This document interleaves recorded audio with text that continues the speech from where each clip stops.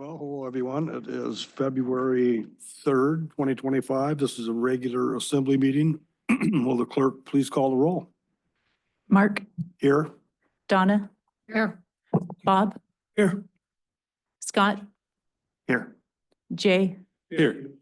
Oh, Jay, Jay, better turn my James, hearing aids up. James is excused. and Rob. Here.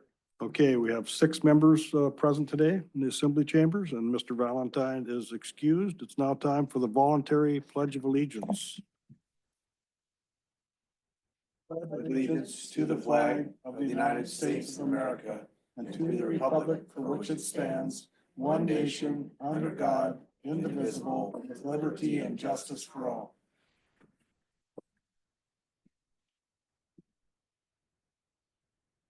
Okay, I'd entertain a motion to approve the minutes from the January 21st, 2025 assembly meeting. Second. All those in favor say aye. Aye. Opposed? That passes 6-0. Item 4, amendment and approval of today's meeting agenda. I'd entertain a motion to move forward with the agenda as presented if there are no amendments. To move. Second. All those in favor? Aye. Okay, we'll move forward with the agenda we have before us. There are no public hearings today. Item 6, no bid awards. That brings us to item 7, which is persons to be heard on items related to today's agenda. So if anybody in the audience has, wants to testify under that item, step forward. Is there anyone zooming or calling in? There's no one. Okay, thank you. Okay, no one wants to speak on items related to today's agenda. That brings us to item 8, items unrelated to today's agenda. Anyone interested in speaking to items not on today's agenda? None, we'll move forward. Boards, commission, and committee reports, there are none. Item 10 on the agenda, consent agenda, no items there as well. And that brings us to item 11, report of other officers. And the first on the list today is Petersburg Medical Center CEO, Mr. Hofstadter. Hi, good afternoon. It's me again. My only report is I submitted the slides from the work session. I want to thank the assembly for being present and engaging, and it was, I thought, a very good session. Appreciate the questions and the level of engagement quite a bit, so thank you. And I don't have much more to report. If you have more questions from the work session, please feel free to email me. Happy to get that information back. I'm heading to Juneau this week for the legislative fly-in, and we'll be advocating for some capital, so thank you. Any questions of Mr. Hofstadter today? Thank you, Phil. Thanks. Have a good trip to Juneau. Thank you. Okay, next item under report of other officers. We're supposed to have a report from District Ranger Case, but she can't make it today. So we will move on to the report from the Petersburg Rod and Gun Club. Mr. Slavin.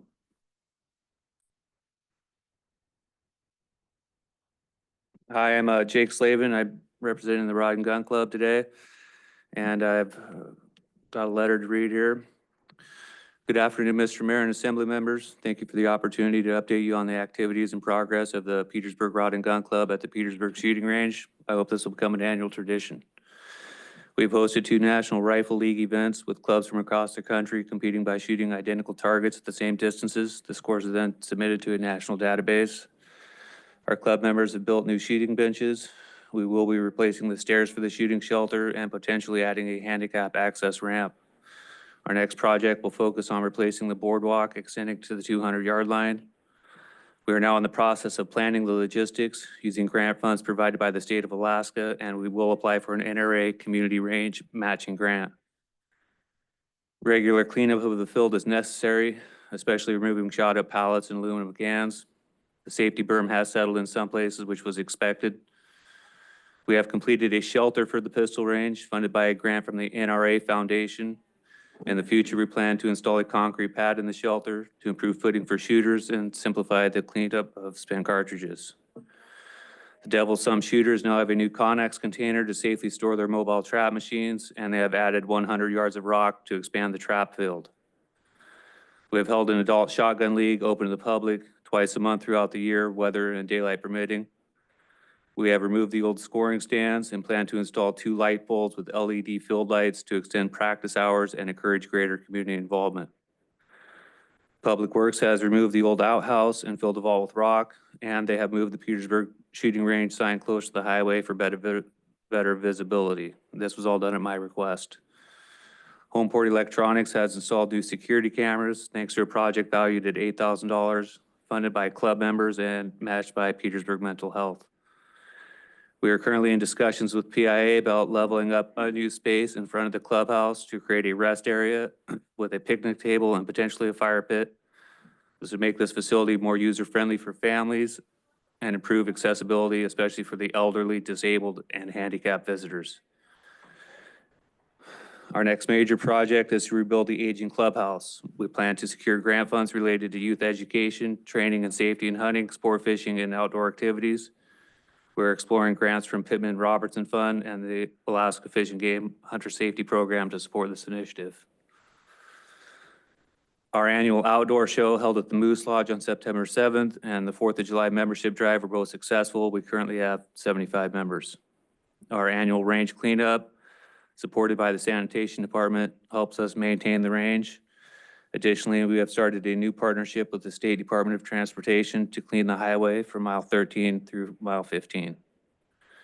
We plan to host a hunter safety education class every other year or annually, depending on interest. Additionally, we plan to host a woman's defensive handgun training class in partnership with Cheryl Stickler from Haynes. She is a certified instructor who specializes in firearm training for women. Our club has discussed other events and fundraisers to be held in the future. However, more community and club member involvement and support are required to have a successful range with so much to offer. The U.S. Forest Service, U.S. Coast Guard, Alaska State Troopers, and Petersburg Police Department also use this range for training purposes. For the year 2025, the Rod and Gun Club would like to request the following from the Borough.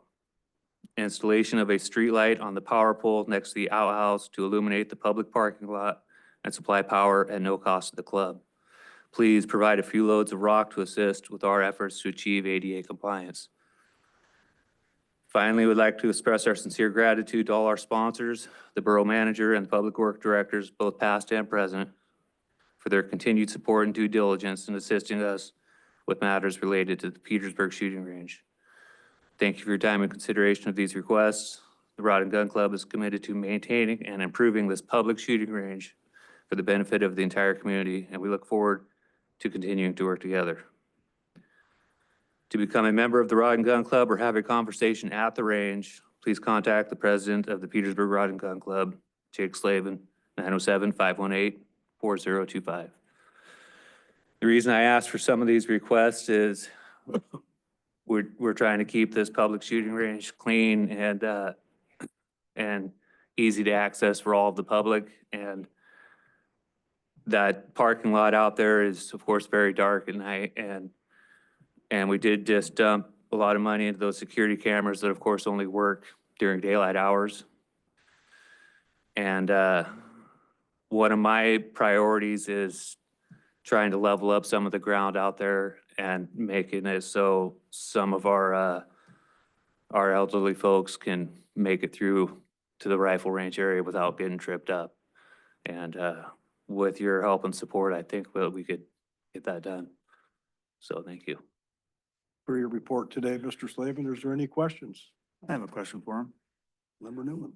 In the past, you've expressed some of your ideas about having a watch person out there. Maybe you could speak to that? Yeah, so there's where one of the Connex containers is out there, that pad was put in for a RV trailer site to have a watchman on hand, and that is because the vandalism that we've experienced out there in the past, and just to keep the place clean, you know, mow the grass and fix the broken stairs and whatnot.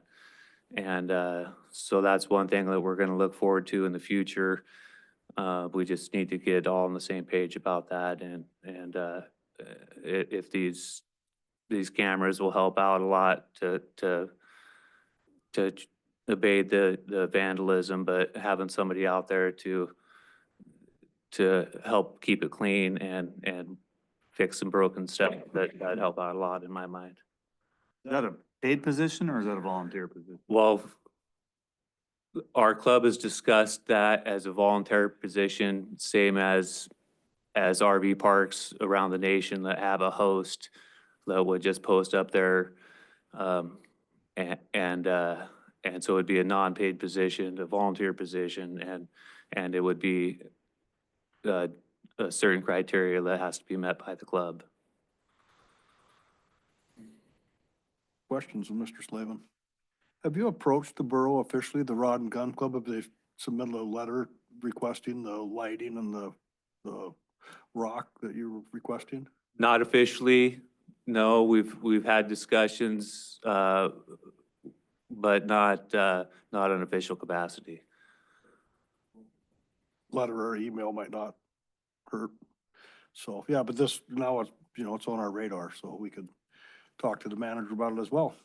Okay, well, thank you. Yeah, thank you. Okay, that brings us to the mayor's report. First item on the mayor's report today, a town hall meeting regarding the future of tourism in Petersburg. I've asked for a meeting to be held February 10th, 2025 from 6 to 8. It'll be in the assembly chambers. The public is encouraged to attend. Written comments may be submitted to the assembly. Please see the public service announcement attached to this report for more information. And I just thought it was important for, to get input from the public on what their vision is, what they would like to see the future of tourism for Petersburg. You heard all our neighboring communities, pushing back. There's too much. So, I just thought it would be interesting to see what the residents of Petersburg wanted to do, especially in light of the American Cruise Lines, still negotiating with the borough to come and build a dock in Petersburg. And so that'll all be part of the discussion. So that is 6 p.m. February 10th. And from that information we gather, potentially we will send out a survey to all the box holders so we can cover more people. That's what I'd like to see. More input, the better. Next item is Unrecognized Southeast Alaska Native Communities Recognition and Compensation Act. This has been before us before. The Southeast Alaska landless native issue will be introduced again in Congress, just this session at some time. It hasn't been yet. This time it will be introduced by Alaska Representative Begich. And so since the bill has not been submitted yet, don't know if the language is going to change. What we've heard is it's pretty much the same bill as the last one that was submitted, but once we see the language, I guess we could decide if we're going to address it as an assembly like we have in the past. The borough is seeking letters of interest from citizens who wish to serve the community by filling a vacant seat on the Parks and Recreation Advisory Board until the October 2025 municipal election. These letters may be submitted to Clerk Thompson at the borough offices located at 12 South Nordic Drive by sending to box 329 or by emailing to dthompson@petersburgak.gov. And I think the only vacant seat now is Parks and Recreation. So if you're interested, please submit your name. Next item, assembly work session with the school board. We just had one last week with the hospital board. And that's by charter. We're supposed to do it annually. And so we're having our annual meeting with the school board. And that work session will be in the assembly chambers on Thursday, February 6th, 2025 at 6 p.m. Borough Charter Section 804 states the public work session must be held at least once a year. So we're following the charter. We will be talking about financial planning, capital improvement needs, comprehensive plans for education and other matters of concern. Southeast Conference Mid-Session Summit. Assembly Member Valentine will be attending the Mid-Session Summit in Juneau, February 11th through the 13th. And there's also Alaska Municipal League Winter Legislative Conference, and myself and Assembly Member Lynn will be attending that in Juneau. And so that conference is February 18th through the 20th, and we will be visiting with our legislators and other people that we have made arrangements with. So that's it for the mayor's report. Unless there are any questions, we'll move on to the manager's report. Yes, Brett. Thank you, sir. Parks and Recreation Rainforest Survival Series will have the Office of Boating Safety visit Petersburg to host a paddle safety instructor course for Parks and Rec staff, as well as host a paddling safety course for the public on Saturday, February 8th from 3 to 6. Register with Parks and Rec. Only 10 spots are available, ages 14 and up, all skill levels. Parks and Rec hosted our partner, Alaska Marine Safety Education Association, AMSI, to instruct a drill conductor course on Saturday, February 1st. It was a safety training course for commercial fishermen for free and non-commercial fishermen for a fee. See AMSI's website for details on any upcoming classes or contact Stephanie Payne for more information. Mariam Mendova, sorry, I cannot say that, of Alaska Trails will speak at the Petersburg Chamber of Commerce annual banquet on February 15th. Mariam will speak about the economic impact that trails can make for our communities in Alaska and share an update about the Alaska Long Trail. Tickets are $60 and are available at Lee's Clothing. Join Teresa Craig in an afternoon aquatic strength training class on Mondays and Wednesdays from 1:15 to 2:15, membership scan or daily use fee required. Our skate nights are booming every Friday night with a themed night the last Friday of the month. This week is Western theme. Only a few of the dive-in movie nights are left in the season. Seems like they just started, but great opportunity to have some good, warm family fun. Stephanie has begun teaching adult swim lessons again. If you know of anyone who would like to join, have them contact her. Scott will be organizing youth swim lessons soon. If anybody in your crew needs American Red Cross first aid, CPR, AED certification, please get in touch with Stephanie to get one scheduled. We already have Glow and Liz's crews on the list. The first apartment to be renovated in elderly housing is nearing the end of the demolition phase, and vendors have been contacted regarding supplies necessary to outfit the unit. As units become vacant, we're trying to use that opportunity to go in, replace carpet, paint, change out cabinets, bathrooms, things that haven't been done in a long time. We do have a waiting list, so it's one of those we have to do in a hurry. But so we're using this first one as kind of an example of how do we organize it well. But we'll try to get to them all eventually. Annual apartment inspections are being scheduled in elderly housing in preparation for our upcoming REAC inspection. And preliminary work is underway for the repair of the flooring in elderly housing, commercial kitchen, cooler, freezer area. Harbor Department reminds their permanent stall holders to return their updated stall contracts that were sent out at the end of the year. And a reminder to boat owners, the annual drive-down permits are available. Harbor has posted the dock roof project adjacent to the Harbor office in the pilot, and bid documents are available on the borough's website or at the Harbor office. Harbor encourages interested parties to reach out if there are any questions. Power and Light's new digger derrick truck was received, inspected, and placed in service. And we had a fire at a home adjacent to the Public Works yard and close to our motor pool fueling station. Unfortunately, it did not spread to our site, thanks to the Volunteer Fire Department for their quick response to this incident. Pump Station 4 project is officially underway. Contractor Rock and Road has been issued a notice to proceed and has indicated that construction should begin in March or early April. Pumps for the project have been ordered by the borough through Alaska Pump and Supply. We're still trying to figure out if our various grants and loans will be affected by the most recent presidential executive order that paused federal funding and then canceled the executive order. Appears to be good news, but we just have to be a little patient with the process. Power and Light is working through requests from FERC to perform additional seismic hazard analysis on the Crystal Lake Dam. This is stemming from a footnote on the 2018 Part 12D safety inspection, and we can't seem to get to a conclusion that satisfies FERC. Next steps include a more detailed type of seismic hazard analysis, while Power and Light is still waiting for the FERC comments on the dam stability analysis that was submitted to the agency in the summer of 2023. And our first single-digit temperatures of the winter we've been experiencing, the department is coordinating with Wrangell Light and Power and SEPA to ensure that if SEPA generation cannot meet the system loads, diesel support will be provided during periods of peak power usage. And that is it on my report. Questions of the manager on his report today? Seeing none, thank you, Manager Giesbrecht. That brings us to item 14, unfinished business. There's no items there today. New business, item 15. First item there is ordinance 2025-01.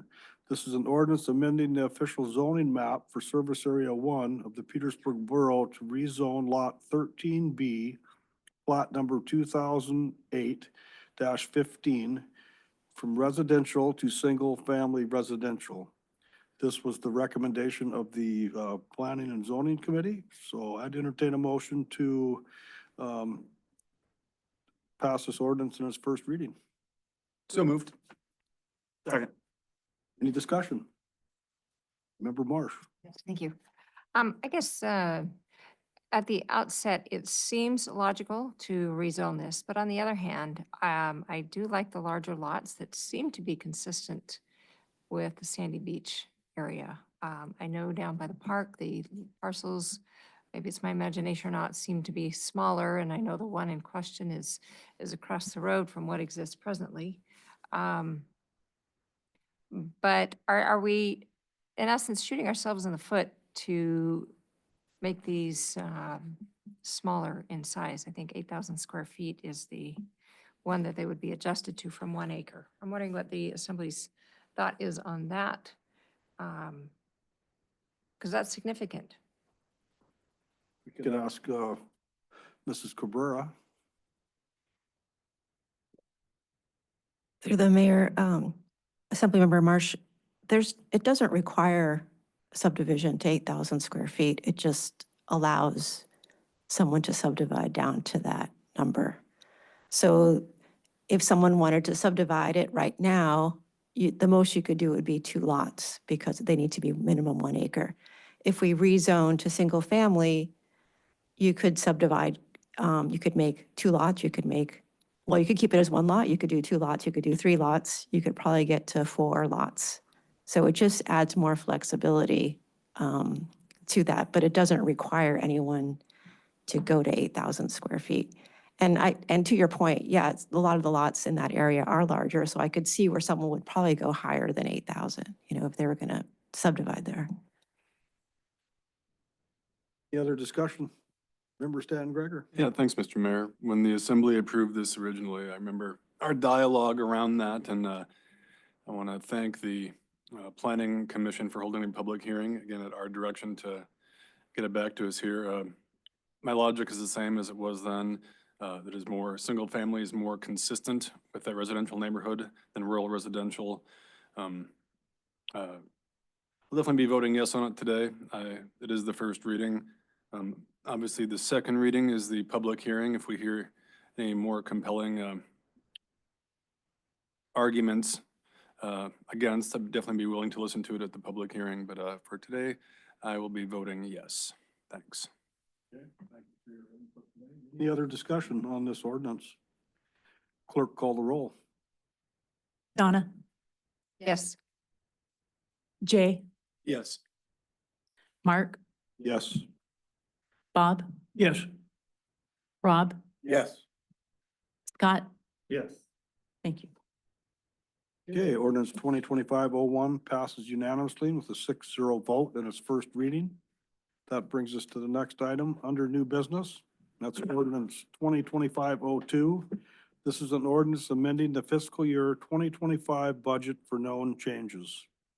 If approved in 3 readings, this ordinance will add a Homeland Security Cyber Grant of $26,736 to the budget, correct the motor pool payroll budget with an increase of $82,595, increase power and lights inventory budget by $45,000 to replenish exhausted power poles and line extension supplies. 4, increase power and lights heat pump rebate program budget by $15,000 to support customers' rebate applications to the end of this fiscal year.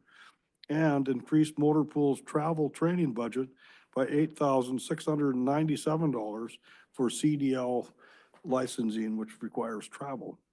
So I'd entertain a motion to approve the ordinance 2025-01 on its first reading. So moved. Second. Motion been made by member Newman, seconded by member Lynn. Discussion. Member Lynn. I just have a question for the manager on that. I support this, but on the heat pump rebate program, the Southeast Conference got, I don't remember, a significant amount of money for heat pump rebate and programs. My question that was part of that is, and you probably don't know the answer, with the pullback of the grants and so forth, did that money get pulled? That would be, Through the mayor, I don't know. All of the grants, just in general, talking to the administration's move, were first canceled. Then there was a lot of discussion. There was not only a court case, but a memo that came from OMB saying, no, it's, everything could go forward. But then we got notified very recently that many of them are still on hold. So honestly, I don't know how to answer your question, sir. I think we're probably looking at several more weeks to have maybe better information, or it might even be the full 90 days before we know if grants like the Southeast Conference heat pump or some of the others that we talked about, if they're actually going forward. I'm assuming they are. I'm hearing good news about that. It's just a matter of us having to be patient. thank you, yeah, if that money would significantly help at least the lower income families around Petersburg to make that conversion. Thank you. I believe the amount Southeast Conference got to spread around rural communities was $30 million, which is a lot of money. I have one question under this supplemental budget, and it's the motor pool payroll budget with an increase of $82,595. Did we finally hire another mechanic, or that's a pretty significant increase. Oh, yeah, it does pay for the other mechanic, but what happened is, well, there's a couple things that happened. It was in the first reading of the budget last spring, and you approved it with the 82,000 in there. And then in the second reading of the budget, there were a bunch of payroll expenses moved around because you voted to approve the assistant utility or public works director. So, we took Carl, removed him from water, wastewater, and, made it, and I think your position and Chris's is covered over 5 different departments. And somehow it got changed, and it shouldn't have. And actually, it also, on top of this, there was a corrupted Excel file, each year when we do payroll budgets, when Human Resources does them, you copy last year's and reuse it. Well, I think we've reused it too many times, and the total wasn't totally in the correct number, even though the formula looked correct. So anyway, that's what happened, and we're just making it right again. Okay, that answers my question. Sorry. Any other discussion on this ordinance? Clerk, call the roll.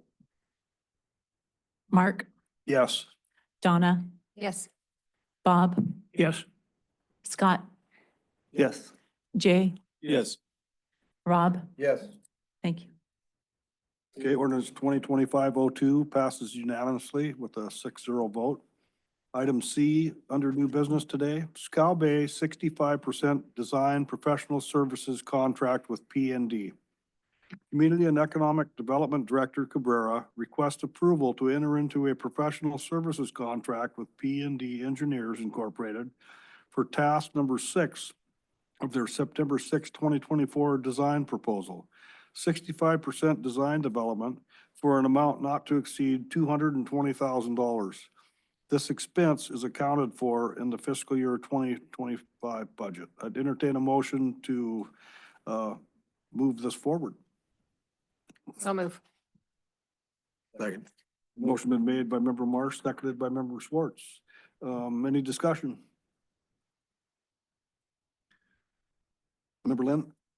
Just a comment on this, and I support this, and we have the money to go ahead with it. But in the last page of the document that was sent out to us, it talks about the ramp will be designed to be compatible with a Conalift 100T self-propelled hydraulic trailer. And I had a question for Liz on that we were going back and forth on. And I was asking why we were designing for a particular trailer rather than to design for the concept of a certain weighted trailer. And Liz came back to me and correct me if I'm wrong, but it said that as we go through the process of developing the final plans, that it'll probably move towards the concept of certain weights and sizes so that it won't be looking at one particular trailer, rather a series of trailers. Did I get that right, Liz? Yeah, through the mayor, Assemblymember Lynn, the reason we just use that as an example is because it's really large. And at the time we were developing these plans, it was the largest trailer commercially available. And so that's what we were designing around. Now that's been a few years. As we move forward into this next design phase, we'll have a chance to have public comment. If users out there are seeing something different that they want us to design for, I could see maybe designing it, the ramp a little bit wider so that if there is something that comes along that would work better, we have a plan for it. But at the time that was designed, like I said, it was the largest trailer commercially available to purchase, so. Thank you. Okay, thanks for that information. Any other discussion? Clerk, call the roll. Jay, Yes. Scott, Yes. Donna, Mark, Yes. Bob, Yes. Rob. Yes. Thank you. Okay, we'll move forward with the 65% design. It's exciting. Item D under new business, Petersburg Police Department K-9 unit proposal. Petersburg Police Department is requesting approval to acquire a K-9 unit to enhance their department. Please see the K-9 unit proposal, projected budget, training, and more information attached to this meeting packet. I'd entertain a motion to approve this request. So moved. Second. Motion by member Newman, seconded by member Stanton Gregor, I believe. Discussion. Member Marsh. Thank you. I myself am in favor of acquiring a K-9 unit. However, I do have concerns about the program, and I appreciate Chief Kerr's homework and research and providing numbers and budgets and how the proposal would be, but $14,000 doesn't seem like a lot of money. But in a tight financial situation, I don't know that now is the time to do it. And if I may toss out the question, is there a sense of urgency that we act now rather than perhaps if there were options for grant funding that we could handle this on an annual basis? I don't know if Chief Kerr might have that answer, if it's appropriate to ask the question, but that's kind of where I am. And I think, well, I know one of the oppositions to this is, well, the officers aren't getting enough paid as it is, and if you take $14,000 annually and divide it among our officers, they're going to get a little over $1,000 extra a year. And I don't know if that would be so allocated, but that would be a question I would have is do we have to act now, or is this something that we could chew on?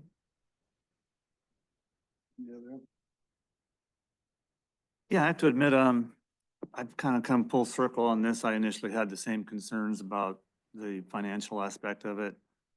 In light of, we don't pay our employees enough and the political climate that we're in right now. And then after further discussion with the chief and a couple of the officers and other community members, it seems like the financial aspect of it, in my mind, has been largely addressed.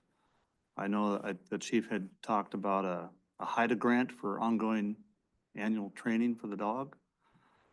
And then when I talked to some community members about the rise in meth and fentanyl in our community, especially with the lethality of fentanyl. And last year, I guess there was 3 drug-related deaths in our community. I feel like this is, I'm weighing it for the money part of it versus being proactive for drug enforcement in our community, and I feel like it's a justified expense, and I'm gonna vote in support of this. Member Stan Gregor. Yeah, thanks, Mr. Mayor. So I was looking at this issue and some of the historical context. I know there was a K-9 unit used in the 90s. And history isn't always accurate in terms of how people are recounted, so I kind of set that aside, try not to compare the 90s till now. I was looking at it from 2 different perspectives. One from a, I don't know, policy perspective and or on the ground, what would this look like, or merit-based? We had received a couple letters, one from the chief and one from ARAS, both with conflicting opinions on it. So from the merit-based, do we need this or this would be good for our community, was one lens I was looking through. And I feel pretty good about it from a merit-based thing. Then I just step back and look at it from the financial aspect, which 14K isn't a ton. Ongoing upkeep, maintenance, training, noteworthy. But then I was looking at the broader budgetary needs, and not just salaries of employees, but with uncertainty, significant uncertainty from a state level, as Governor Dunleavy winds down his term.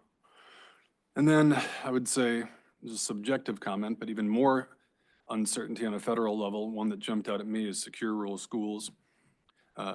These are major dollar item uncertainties right now for our community across all departments. And then talking with the borough manager, and Steve, as always, cut me off if I'm missing or remembering something incorrectly. We're at a place right now where, depending how money does come down, there is a potential we could have to reduce employment in the borough, meaning lose positions. Hopefully not. I don't want to sell fear. That's not my business. So when I came down to it for now, I tend to lean towards Member Marsh and being willing to revisit this in the future, but I cannot now because all other details aside, if we're talking about starting a new program, there will always be some unforeseen costs. That's just a thing. It's not unique to this program. But especially in our next year's budget cycle, if it came down to it with this new program with a certain level of risk, I would say mild, but certain level of risk, would I rather have that, or would I rather see the borough potentially lose a half-time or full-time employee? Again, I'm not trying to sell fear. I hope it doesn't come down to that. But as we're looking a year out, I would rather look out for all the employees of the borough from a risk management perspective in the short run. So although I'd be willing to entertain it at some point in the future, I will be voting no on it today for those reasons. Thank you. Berlin. This is, as I look at it, that comes out of the general fund. And when we look at the next couple of years, the general fund's the one that's going to really be, I think, possibly in a world hurt from both the federal and the state level. And so I was looking at it somewhat similar to Member Stanton Gregor from the standpoint is, if I added this, and I had to give something else, what would I give up? Well, I guess I would like to delay, and not, from my perspective, I'm not in favor of it right now. Maybe in the future, yes, but I would rather be able to not have to make a decision of whether we cut hours at Park and Rec or do other things, rather than to add something here that I would have to go back and look at it again. So at this point, my vote has to be no. Thank you. Any other input? Member Marsh? Would it be appropriate if Chief Kerr talked a little bit more about the financing on that? I know the letter was pretty descriptive, and he's talked about, the money that's already been for indictments and interdiction and things like that. And the extra $5,000 is still in holding. But I wonder if that might be appropriate. Would you mind, Chief Kerr, giving us a explanation of the funding for this, project if it goes forward? I mean, it's in the letter in our packet, but I don't mind at all. if there's anybody listening, they'll get it, firsthand. Okay, so funding I knew was gonna be a big issue, and so that's actually why we proposed it now. The reason why is departments are developing their budgets for this next year. And also, we're also looking at our current budgets as well. And so one of the things when we're looking at our budget is one of the big costs for this is a vehicle. And this year, this coming up budget year, the PD has a vehicle up for replacement in this current budget year. So we could use that vehicle replacement, the funding for the vehicle replacement through motor pool to get a 2/3 canine, 1/3 prisoner compartment. So we're using that money through motor pool to help cover vehicle costs because we have one up for replacement next budget year. So that's why it's a good timing for it. And then we also have we were going through evidence and available funds seized from narcotics interdiction and forfeitures is currently 24,354 and 32 cents. And we also have another roughly, what was it, 4,000?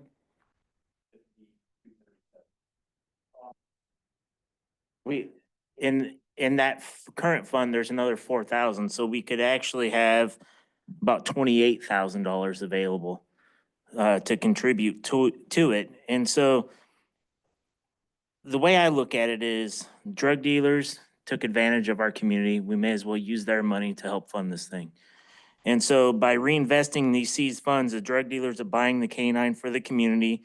And with that additional funds through that other account, we'll be funding the basic handlers course and narcotics interdiction course in full. I can't think of a better way to reinvest these funds into the Petersburg community. The remaining cost would be about $26,000, $26,500.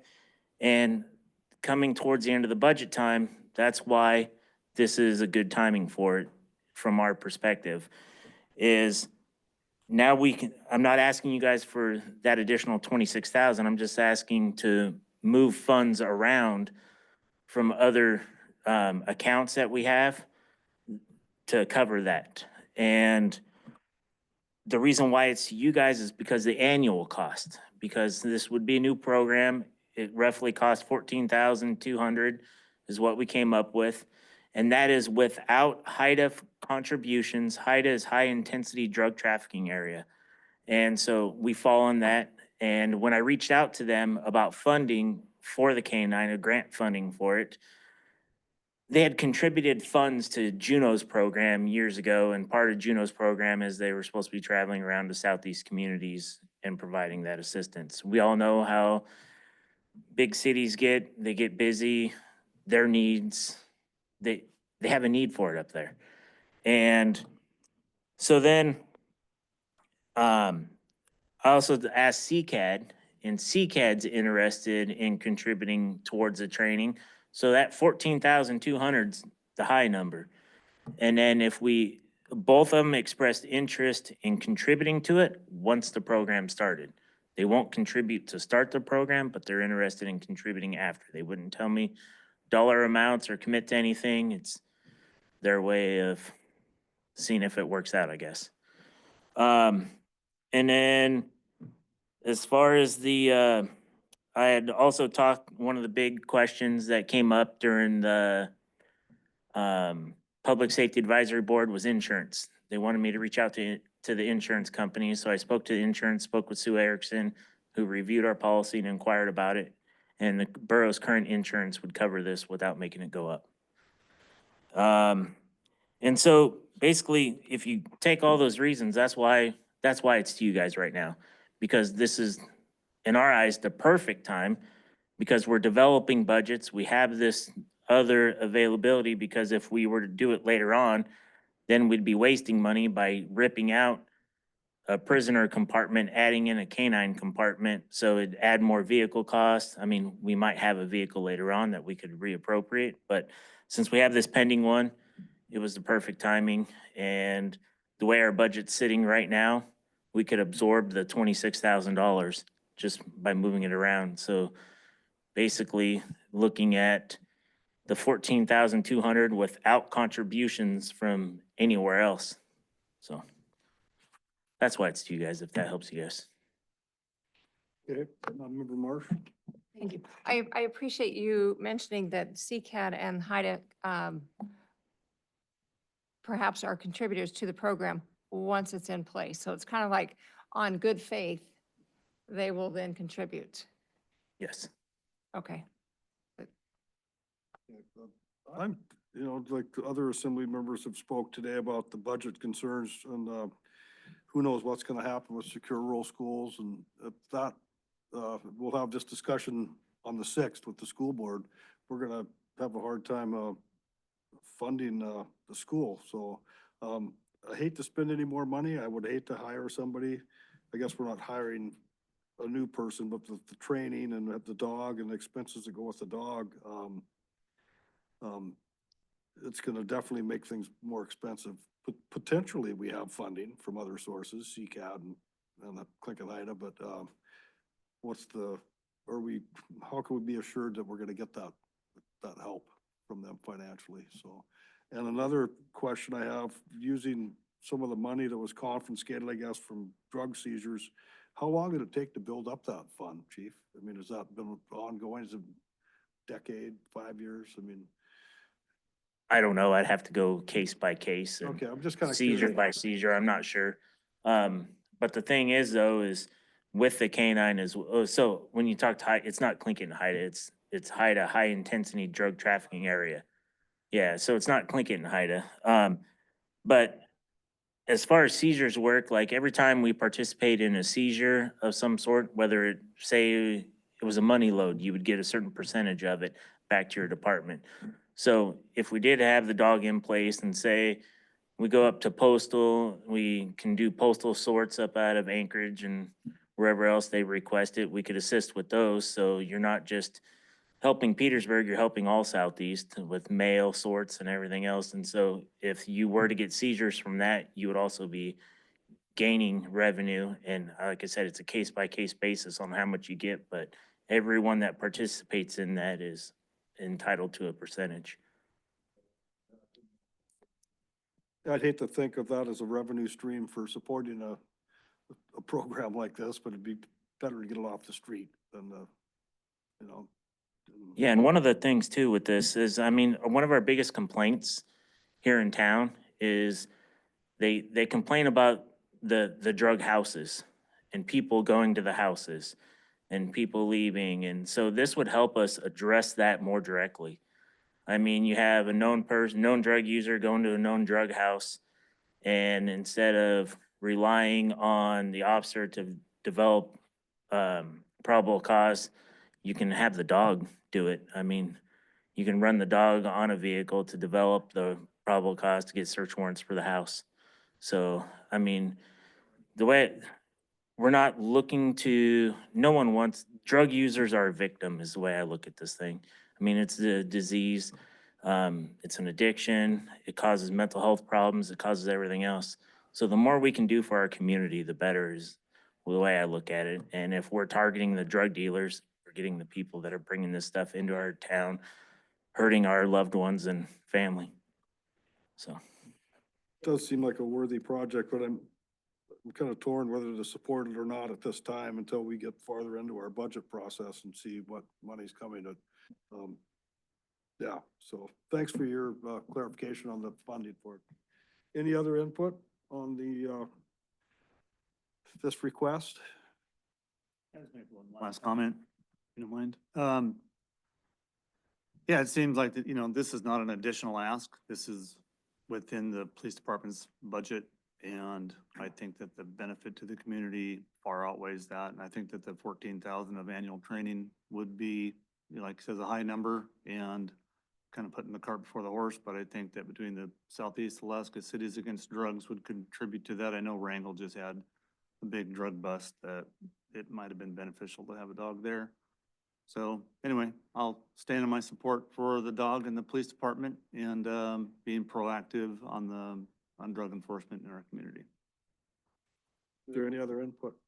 Yeah, I'll do Member one Marsh. more thing. Yeah, I appreciate the clarification on the timing, especially I'd forgotten about the vehicle, motor pool replacement.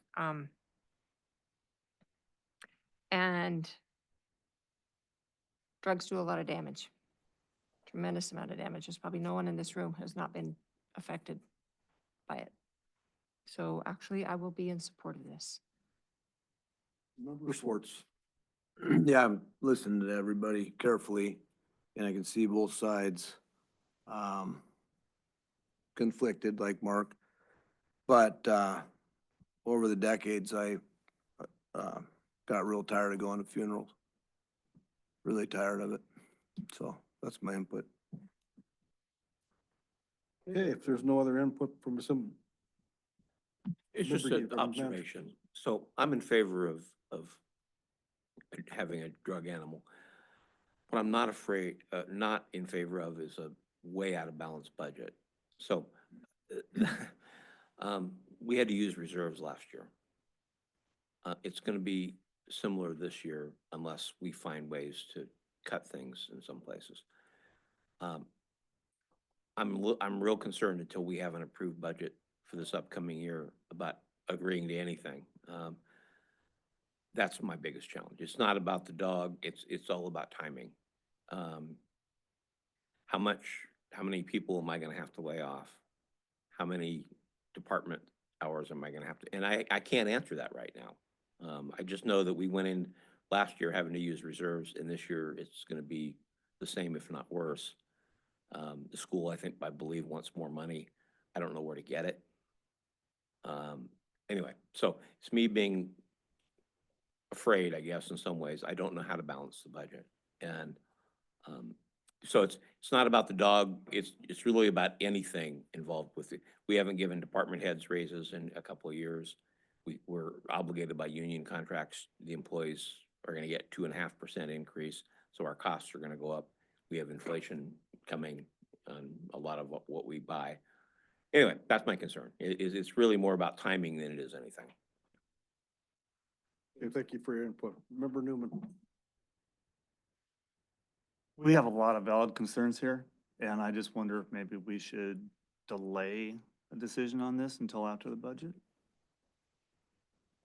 You know, I'll ask the clerk for clarification. If we vote no, that doesn't mean this can't be brought back up That's later correct. in the budget cycle, correct? Yes, that's correct. I mean, for instance, just use an example, if Secure Rural Schools comes through, that'll help. But that's is that a 2-year funding thing generally?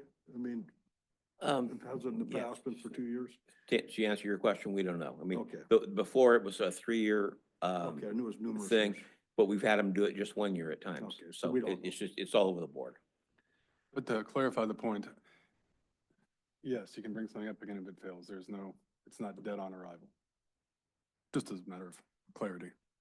So if we've had some valid concerns and some good discussion over this, and I think it would be a good idea, but I'm kind of like on the manager's concerns, how are we gonna come up with the money in perpetuity, so. If there's no other comments, will the clerk call the roll? Jay, No. Bob? No. Rob, No. Donna, Mark, Scott, Yes. thank you. Okay, for the time being, the request for a Petersburg Police Department K-9 unit fails with a 4-2 vote. And hopefully the financial situation turns around.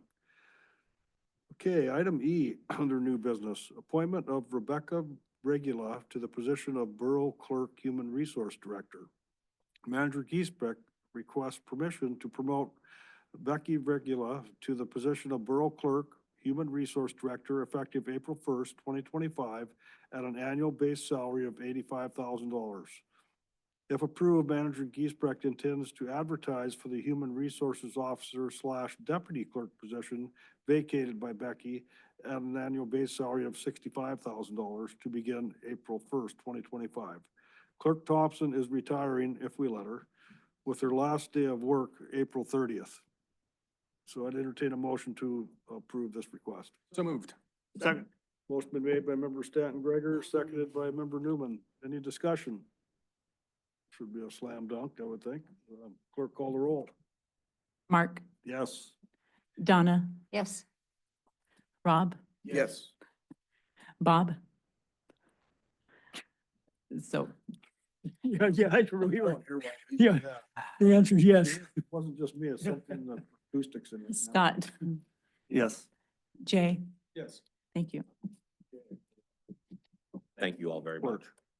Okay, congratulations, and got a couple more months out of Debbie anyway. Communications, they're listed today on today's agenda. We've received some communications, and as every meeting, we don't make a habit of reading the communications sent to us, so it's there for your viewing if you'd like to see it. Item 17, assembly discussion items. Assembly member comments. Any members have comments today? Member Lim? Yes, thank you. I want to talk about the hospital. And I thought that the work session we had with the hospital went really well. I thought Phil had done a really good job of laying it out. Obviously, in some cases, there's not a lot of answers to it. But I also had a chance last week to sit in with our audit, and there was a couple things that really come out of that audit that I was very pleased with.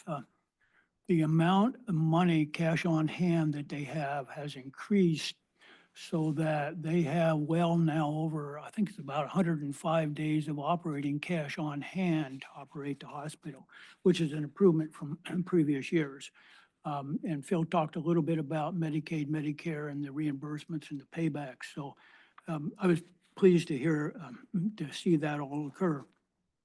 That puts them in a very good, their operating margin is very good, in my opinion.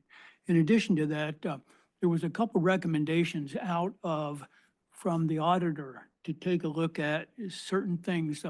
One of them is that there is really no procedures in place to deal with the kind of funding, the grant funding that came in for the hospital. So under the audit, it was the recommendation. They had a good audit, but there was a recommendation there that they go back and write policy and procedures to be able to deal with the grants that were received, particularly for the type of thing that we're now into. And they're already, then there was some discussion on that they've already developed some policies or beginning to develop some policies along those lines. The other one that they talked about was the procedures related to some of the financial transactions under Medicaid and Medicare that, without getting it really complicated, apparently there's been enough changes nationally that the policies we have in place need to be revised some. So the recommendation come back from the auditing group to be able to do that, and that's already in place. And overall, it was a good audit they had, and looking forward. And as part of that audit, they've come where all the work that's been done on the works building and so forth is under budget and on time. So I think that's a pretty good kudos for them to, as far as I'm concerned. That's all I have. Thank you. Their assembly members have comments today. Seeing none, are there any recognitions by assembly members? Yeah, yes, Mr. Mayor, I just have one. Congratulations to Carrie Case. Right at the last meeting we had when she made her presentation, that day she was selected as district ranger for Petersburg. So congratulations, Carrie Case. You have to put that in perspective of the employees. I think there's 600 district rangers in the United States. She's now one of them out of all the employees they have. Thank you. Yeah, thanks, Mr. Mayor. I just wanted to recognize Aaron Hankins and all of the people from fire and EMS for the jobs they do for our community. They've been busier than we'd like them to be lately. Tragedy doesn't have any sense of timing. Without our strong volunteer group, we would not be able to get the services we have. So a huge thank you to those volunteers, and a request to the community to get a hold of Aaron or someone in those departments if you feel like volunteering. Those are services, you don't need them until you need them.